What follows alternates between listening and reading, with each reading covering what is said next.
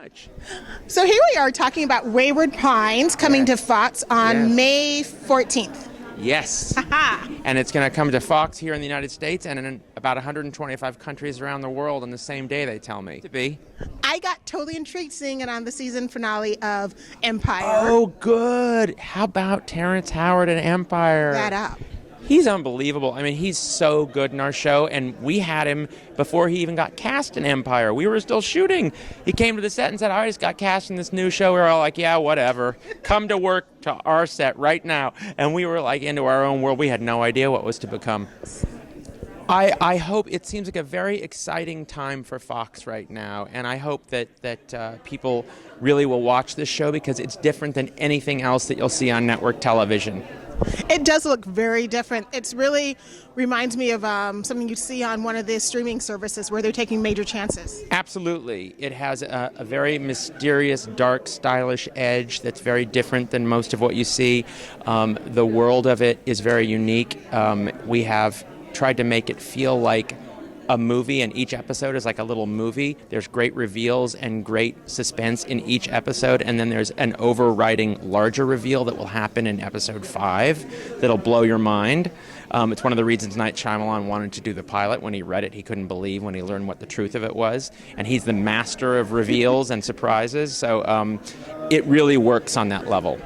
So tell me, how did you discover the book? Did they come to you, or did you read it and say, I have to make this series? No, I read the book because Blake Crouch, the author's representative, sent it to me as a movie possibility. And I read the book and couldn't put it down. And I said, wow, this book is phenomenal. And I did not figure any of it out before I got to the ending.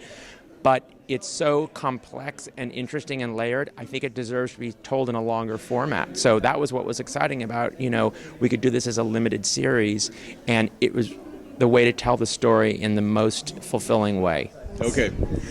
I'm here at Wondercon 2015 talking about Wayward Pines. Yes, we are. We're talking about Wayward Pines. So tell me, you moved on from Franklin and Bash, and now you're on Wayward Pines. I'm in Wayward Pines, and I may not be able to get out. That's the hard part. As Matt Dillon finds, when you come into Wayward Pines, no one leaves. So we saw the very first commercial after Empire. Right. What is going on in Wayward Pines? Well, wasn't that really cool? I thought it was very dark, and I want to watch that show. I'm glad I'm on that show, right? But the thing is, you have Matt Dillon's character, who's a Secret Service agent, who's going looking for his old partner. So he goes to this town of Wayward Pines, Idaho, gets into a car accident, wakes up, sees his partner, but she's like 9 years older. And that's how we start. Things aren't what they seem. So by day, I play Harold Ballinger, mild-mannered toy maker. By night, I may be something else. Well, No, I'm kidding. Hey, I don't know what your wife would think about that. What? I'm not married. Sorry, honey. So you are really busy. Sounds like you're on another show coming up too? I'm doing a very exciting show right now that we're doing for WGN on the Underground Railroad called Underground. Wow. So it's been great. I mean, I'm a lucky guy. I get to put on all these different hats and go to interesting locales and play with fun people. She'll love it. So Tim, tell me about your character on Wayward Pines. You're standing very close. I play Adam Hassler. He is the not so jolly. No, he's boss, and I'm the special agent in charge. I am the one that sends Matt Dillon's character to Wayward Pines in search of missing agents, including Carla Gugino.